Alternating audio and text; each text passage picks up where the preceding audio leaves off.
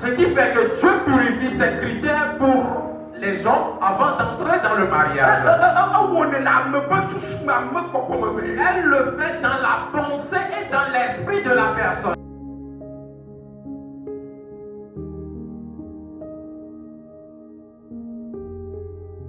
Nous n'avons pas pu finir, donc ce matin nous allons continuer. Nous avons touché 3 grandes choses la dernière fois dans la prédication.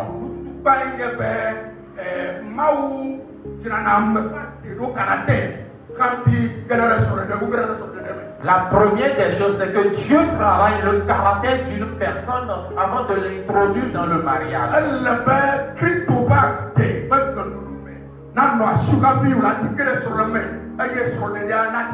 Il faille que tu puisses avoir les caractères de Jésus-Christ en toi avant d'entrer dans le mariage, pour que le mariage puisse durer longtemps.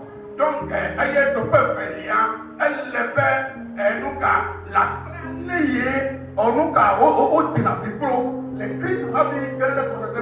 et en deuxième position, nous avons dit qu'il faut apprendre à être complet en Christ avant d'entrer dans le mariage.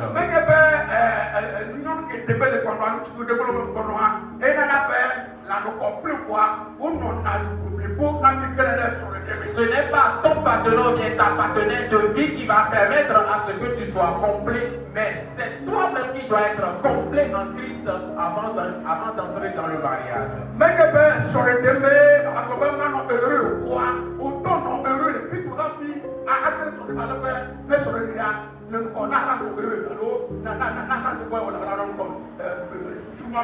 Ce n'est pas dans le mariage qu'il faille chercher à être heureux ou heureuse, mais il faudrait que tu sois heureux ou heureuse toi-même en Christ avant d'entrer dans le mariage, pour que le mariage puisse accomplir cette joie, pour que tu puisses avoir la paix.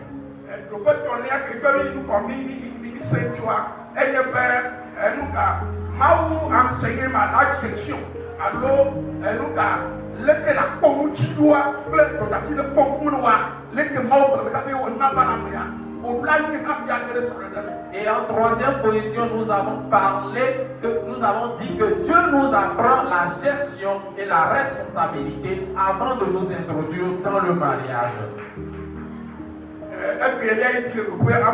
Aujourd'hui, nous allons continuer avec la 4e partie. Donc,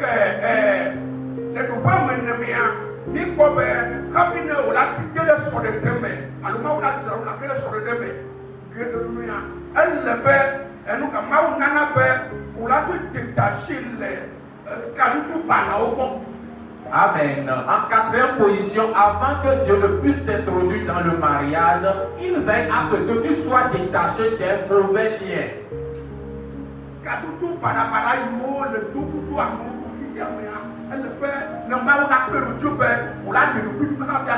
Des mauvais liens ou bien de mauvaises relations que tu as eues avec le monde, Dieu t'aide à te détacher de ces liens. Il y a 2 types de personnes dans ce monde. Il y en a qui sont des enfants de lumière et d'autres des enfants des ténèbres.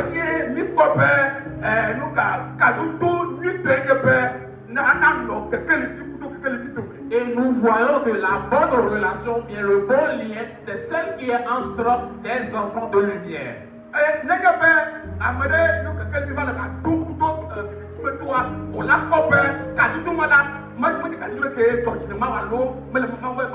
Et vous allez voir que s'il advenait qu'un enfant de lumière se met en relation avec un enfant de ténèbres, vous allez voir que c'est des relations qui ne sont pas selon la volonté de Dieu.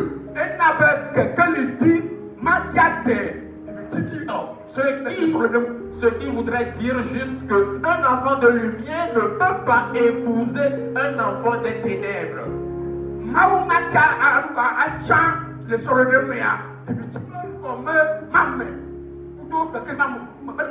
Dans le mariage, Dieu ne peut pas unir un enfant de lumière et un enfant des ténèbres.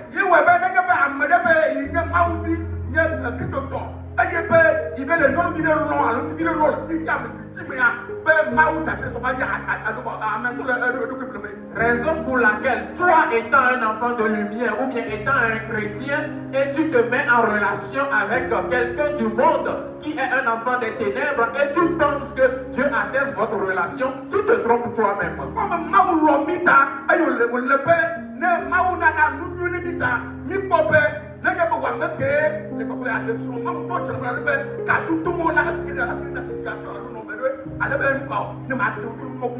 Nous voyons que comme Dieu nous a aimés et il a de l'amour pour nous et il aime nous donner de bonnes choses, nous allons voir qu'avant d'entrer dans le mariage, il fait tout pour nous écarter de tous ces mauvais liens.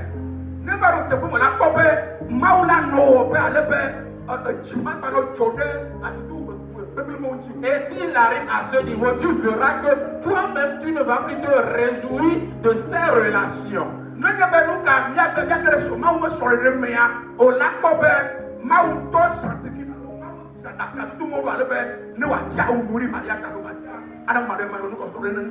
Et vous allez voir que pour entrer dans le mariage, Dieu même veille à ce qu'il sanctifie toutes ces relations, tous ces liens, pour que cela puisse honorer le mariage. Ceci est très important. Cinquième position.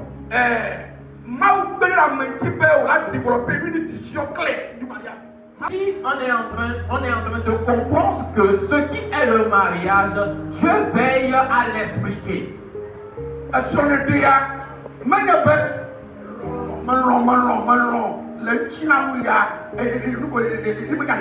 Le mariage, ce n'est pas l'amour ou bien je t'aime physiquement, ce n'est pas que cela.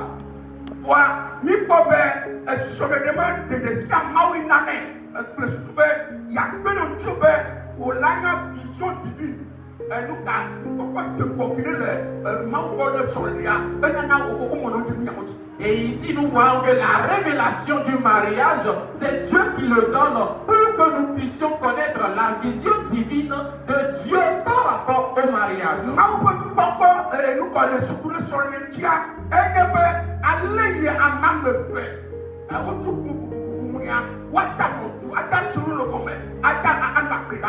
La vision de Dieu pour le mariage est que deux personnes issues de deux familles différentes puissent rester ensemble et vivre et se côtoyer pour un long moment. Et avant que cette chose ne puisse s'accomplir, il faille qu'il y ait une révélation venant de Dieu. Et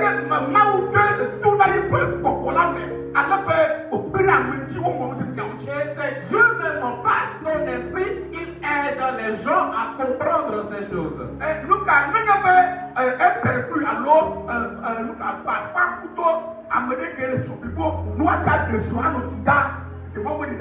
S'il faille qu'un handicapé membranaire puisse se marier avec quelqu'un qui a toutes ses sens et se marier pour un long moment, ce serait une révélation venant de Dieu. Si un riche et un pauvre peuvent se marier et vivre longtemps, c'est une révélation venant de Dieu.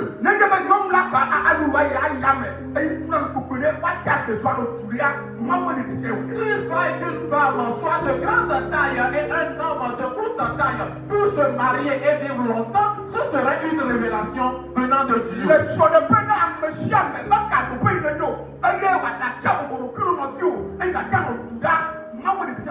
Dans le mariage, peu importe ta position sociale, si tu dois t'humilier à ton prochain, ce serait une révélation venant de Dieu.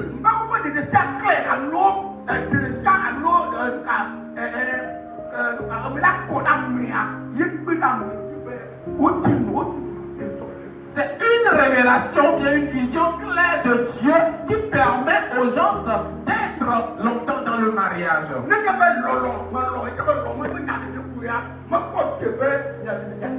Si ce n'est que l'amour pour les uns et les autres, cela n'est pas total pour que vous puissiez vivre pendant un long moment. Alléluia, amen.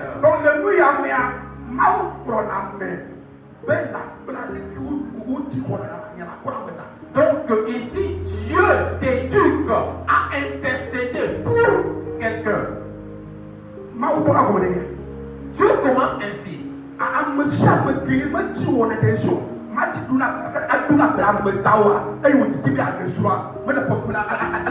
Toute personne qui n'arrive pas à intercéder pour son prochain, qui veut entrer dans le mariage, ce serait difficile pour vous.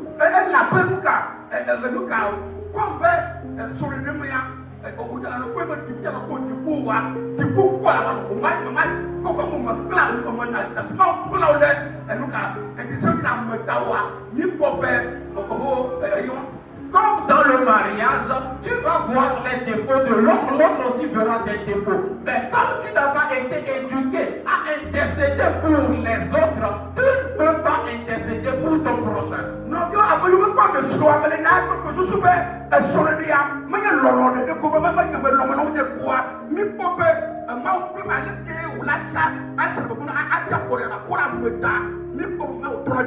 Bien-aimé, je voudrais te dire ce matin que le mariage, ce n'est pas que de l'amour seulement, mais Dieu t'éduque à apprendre, à compatir et à intercéder pour ton prochain.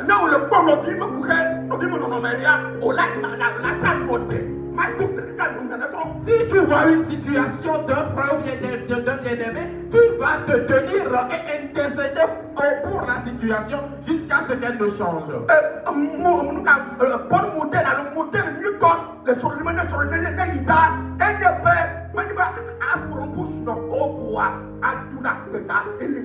Amen. Le bon modèle pour qu'un mariage puisse durer longtemps n'est pas que la communication ou bien les paroles, mais intercéder pour l'autre. C'est très important. L'homme ne peut point changer ces choses. Si tu veux le changer, tu ne vas pas évoluer dans ton mariage.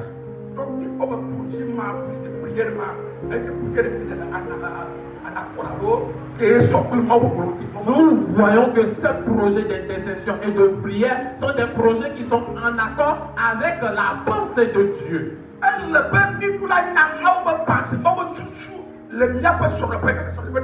Il faille que nous puissions connaître la pensée ou bien la vision de Dieu pour notre foyer avant que le foyer ne puisse évoluer.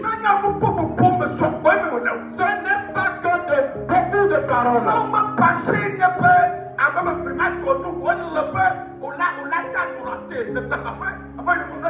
Et la pensée de Dieu, c'est que dans la situation, tu puisses combler les défauts de l'autre pour pouvoir avancer.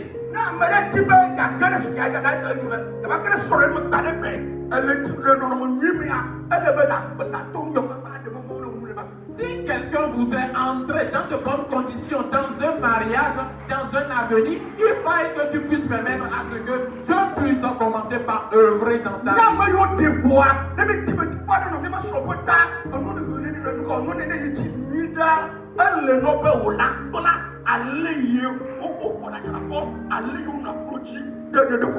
Nous qui sommes déjà mariés, nous devons apprendre que pour avoir la paix dans notre foyer et que notre foyer puisse évoluer, nous devons apprendre à intercéder pour le foyer. Ceci est la vision de Dieu pour le mariage. Quelle vision as-tu? On ne crée pas les visions. On ne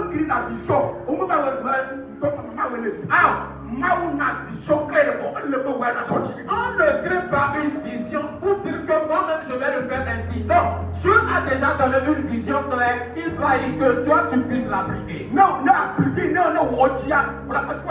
Si tu l'appliques, tu auras la paix dans ton foyer. Si tu refuses, tu serais dans les frustrations éternelles. Quelqu'un dans le mariage.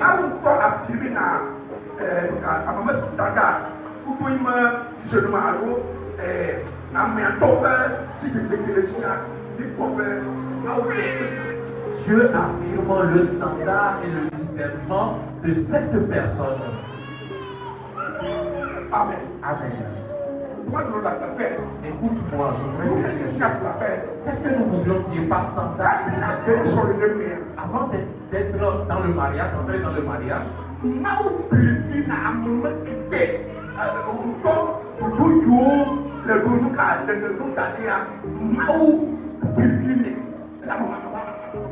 avant d'entrer dans le mariage, Dieu purifie les critères d'une personne, c'est-à-dire ce qui est de tes dispositions, Dieu les purifie. Voilà.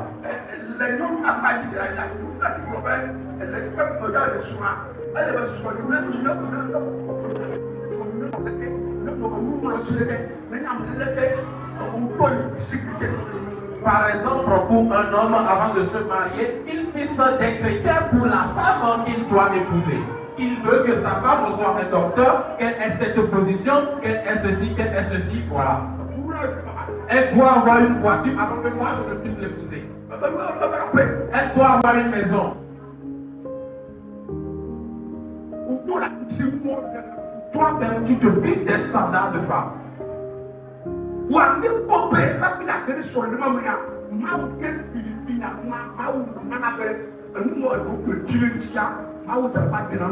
Nous voyons qu'avant d'entrer dans le mariage, c'est Dieu lui-même qui purifie ses critères. Ce qui n'est pas de sa volonté ou bien ce qui n'est pas bon, il les enlève.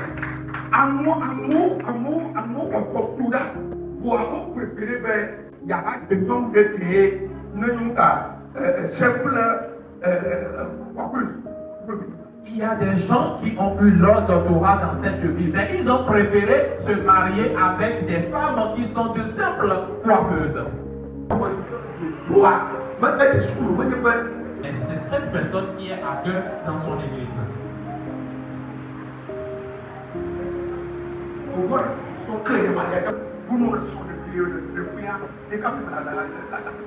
Peu importe qui tu es, tu dois comprendre ou bien tu dois connaître la vision de Dieu pour votre mariage avant de pouvoir avancer.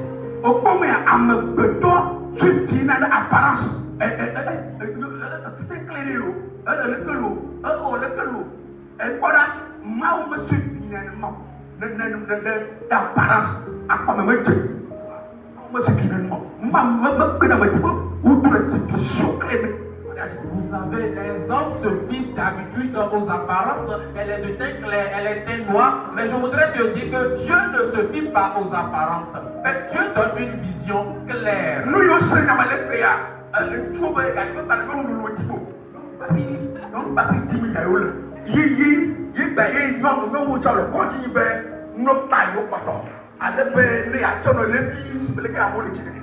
Et aujourd'hui, ce que j'entends partout, les hommes ne veulent plus des femmes rondes. Ils veulent tous des sikini, ce qui fait que toutes les femmes vont à l'hôpital pour devenir des sikini.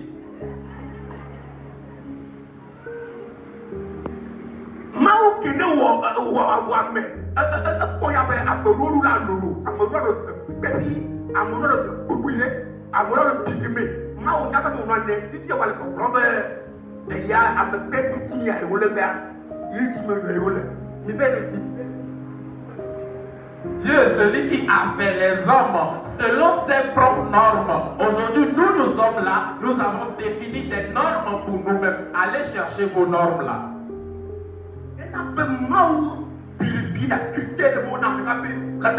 Ce qui fait que Dieu purifie ses critères pour les gens avant d'entrer dans le mariage. Elle le fait dans la pensée et dans l'esprit de la personne. Dieu le fait dans la pensée et dans l'esprit de la personne. Et c'est ce que Dieu fait.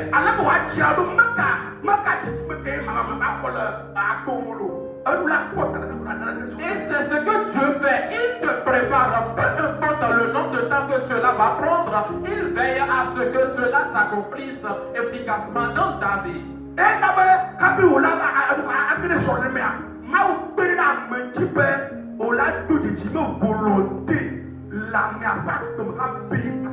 Raison pour laquelle, avant d'entrer dans le mariage, Dieu t'aide à discerner sa volonté dans la vie de la personne avant d'entrer dans ce mariage.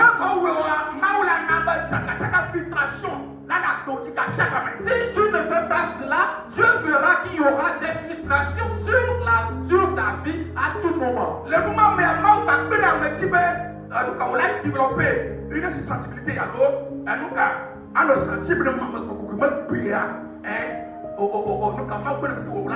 et en ces choses aussi, Dieu nous aide à être sensibles au Saint-Esprit. Alléluia. Amen. Écoute ce que je voudrais te dire.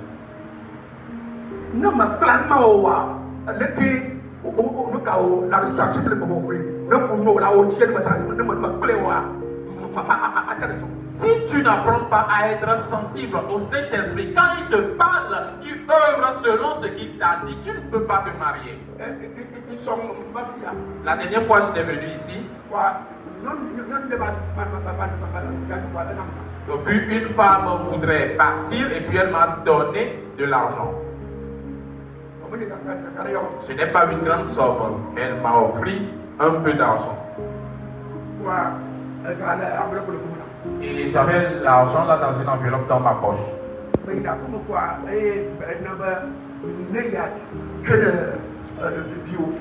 Et quand j'avais mis cet argent dans la poche, quand je rentrais à la maison, il y a la voix qui me disait, si tu rentres à la maison, donne cette somme à tes enfants. Et je me suis dit, qui de mes enfants?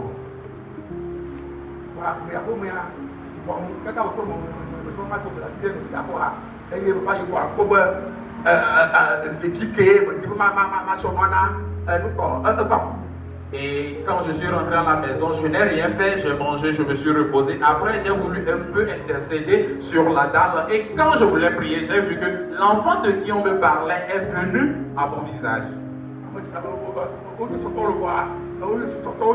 Okay. C'est des gens qui sont mariés, ça ne fait pas un long moment. Et j'ai eu la photo de la personne. Et je suis descendu de la dalle. Et j'ai pris l'argent pour remettre. Et j'ai toqué. Et l'homme n'est pas sorti, c'est la femme qui est sortie. Et j'ai demandé, où est ton mari? Elle dit, mon mari est parti à Mogan. Et je lui ai dit, prends ceci, quand ton mari sera de retour, tu lui remets.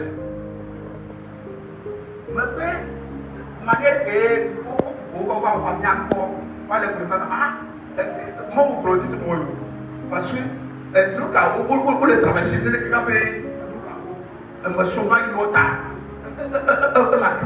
La manière retour qu'ils ont eu à faire, cela montrait qu'ils traversaient une situation difficile. Il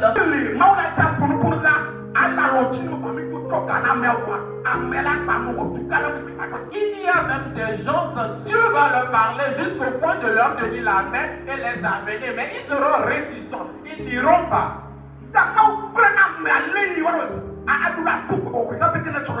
Donc Dieu apprend à la personne à être sensible au Saint-Esprit avant d'entrer dans le mariage.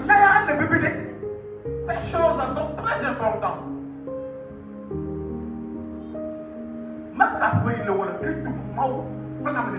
Peu importe le nombre d'années que tu as accumulé en Christ, Dieu éduque comme cela. Si tu ne veux pas obéir, tu seras châtié jusqu'au jour où tu vas obéir. Donc, nous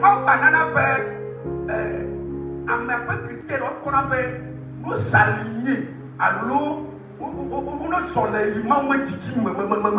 Okay. Dieu veille à ce que les critères de la personne puissent s'aligner ou bien soit dans sa volonté. Amen. Amen.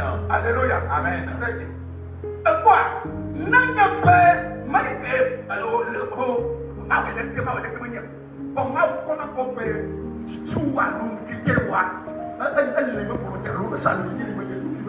Ce n'est pas de faire ainsi ou bien de faire comme ceci qui est le plus important. Mais Dieu veille à ce que les critères puissent être dans sa volonté.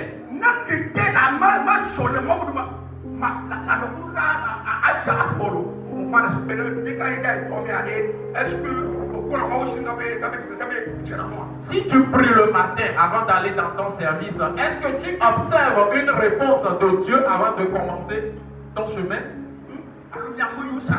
Ou bien vous qui faites un commerce. Tellement que le président, Tellement que tu es empressé, ton amène est le départ pour la route aussi. Est-ce que Dieu c'est ton égal? Est-ce que Dieu est ton égal? Est-ce que Dieu c'est votre égal?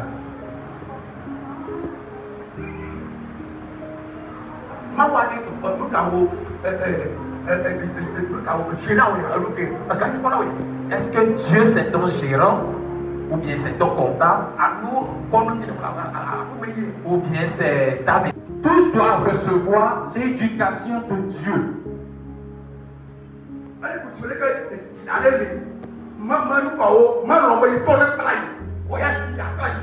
C'est comme un parent qui n'a pas accepté de recevoir l'éducation de ses parents et maintenant il souhaite éduquer ses enfants. Mais le boss, Ce n'est pas possible. Toi-même, tu dois recevoir de l'éducation de Dieu avant de pouvoir éduquer tes enfants. Homme comme femme.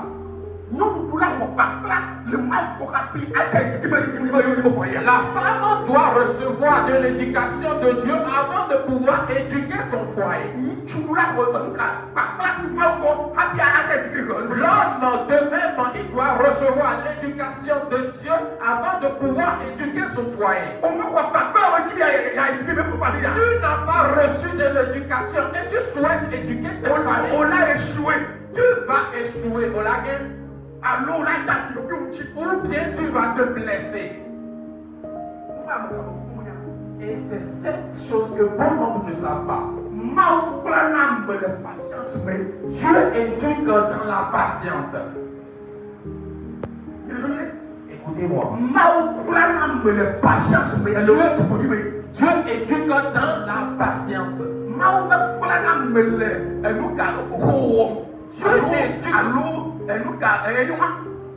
Dieu n'éduque pas avec force.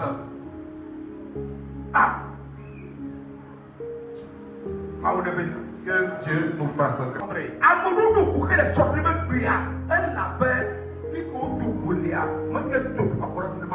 Et il y a bon nombre de personnes qui ont des difficultés dans leur foyer aujourd'hui parce que le lieu de leur rencontre n'est pas favorable à Dieu.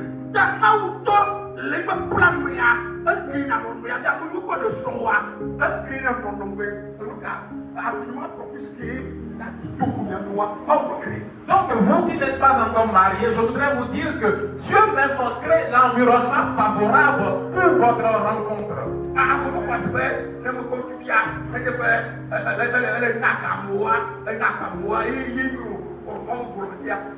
Il y a d'autres qui pensent que si je vois un homme qui est en train de distribuer des sommes d'argent à d'autres, c'est ça qui est la volonté de Dieu. Mais je voudrais te dire que tu te trompes.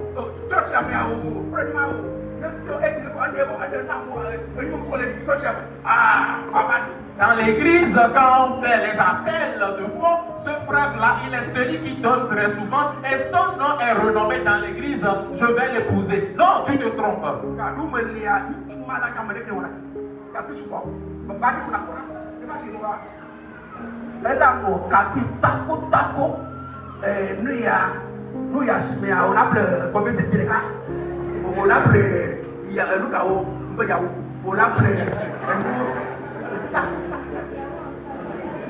Alors que cet homme, c'est un homme qui fait des calculs, mais tu ne sais pas. Épouse-le et tu verras que c'est quelqu'un qui te liste même la liste de ton marché.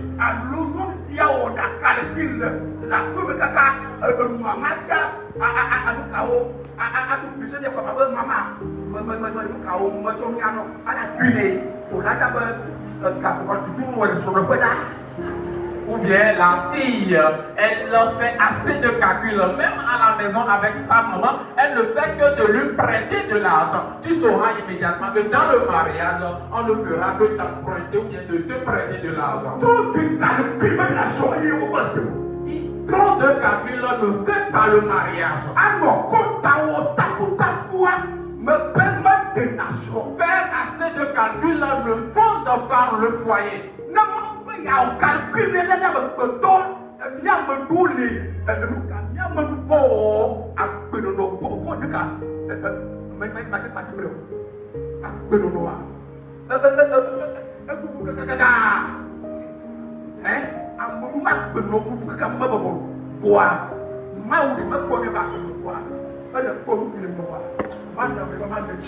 Amen.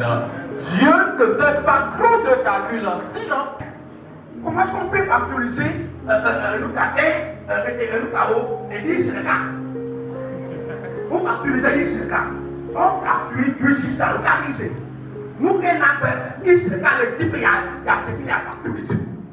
Nous, quand on nous avons ne veut la factoriser comme il veut. On a nommé. Un accord qui ne sort de rien. Il peut dire, accord qui ne sort. Amen. Non. Ou le type de calcul ou la consultoire. Ou la plan ou la Donc, si tu es habitué à faire trop de calculs dans ta vie, tu sauras immédiatement que tu n'es pas dans la volonté de Dieu et tu vas souffrir dans ton mariage. Alléluia. Amen. Écoute, Écoute, après 2 semaines, au d'accord, et vous passez par le loi, ils sont veillés, il est pas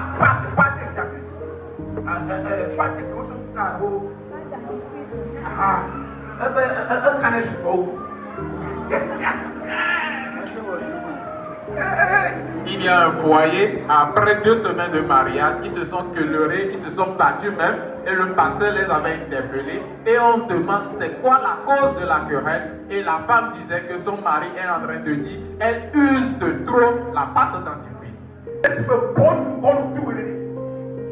Donc le mariage c'est comme un match de football. Hein? Oh, elle a volé des barres pour t'accaber. Oh! Hein? On dit, et tout là où elle est, à papier, c'est que mort. Hein? On voit le corps, pour tous les cas là, pour tout dire, oh, voilà, on voit. Elle a tout ce que je madame, vous parlez. Allô? Madame Gemma. Il y a un habit de mon nom.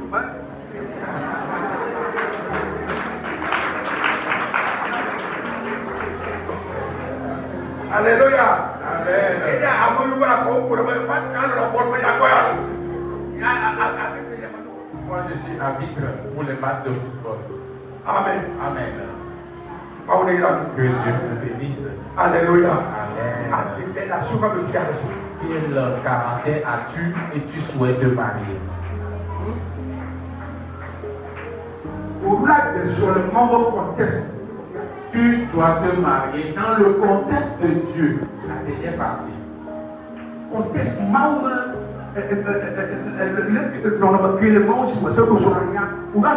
tu dois être dans le contexte de mariage de Dieu. Tu vois?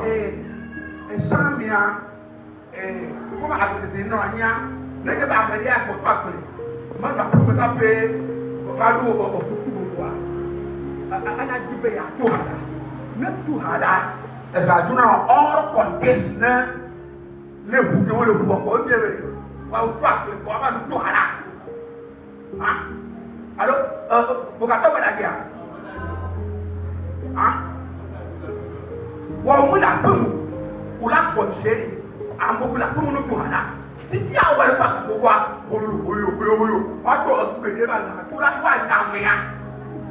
mais le contexte d'amour, nous parlons là, absolument, il y a ça. Au-delà de mon contexte, mais quand tu dois être dans le contexte de mariage de Dieu, peu importe qui tu es. You will be a judgment who contest me, or not no contest me. You see, yeah, a Gayakura, no, Mama contest. Woman, the Gileva Church, Masha, it's what Masha, it's what I avec des gâteaux. Mais le contexte, où on ne pas au contexte. Même à l'église, il faille que tu sois dans le contexte de Dieu. Tu viens aujourd'hui dimanche et tu penses que c'est parti encore pour le dimanche prochain, tu dois chanter. Non, il faut être dans le contexte de Dieu. Pour la chorale aussi.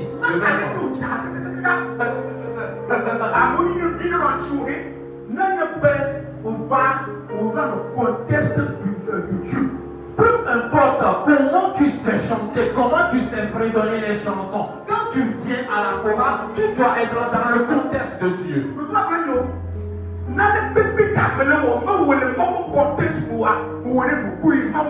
Écoutez-moi, tout ce que l'homme peut faire, mais qui ne le fait pas dans le contexte de Dieu, tu le fais pour toi seul et non pour Dieu.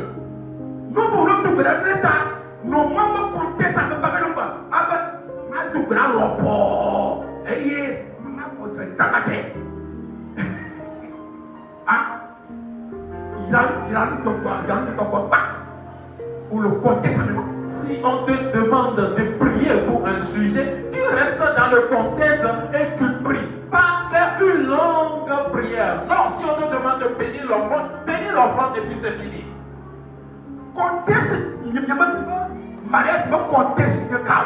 Quel est le contexte de votre mariage?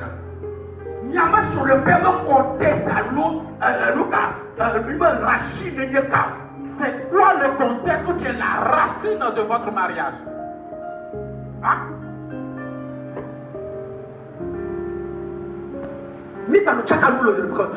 Nous ne devons pas mélanger les choses dans le foyer. Nos contextes, reste dans ton contexte. Nos flux, reste dans ta ligne de course.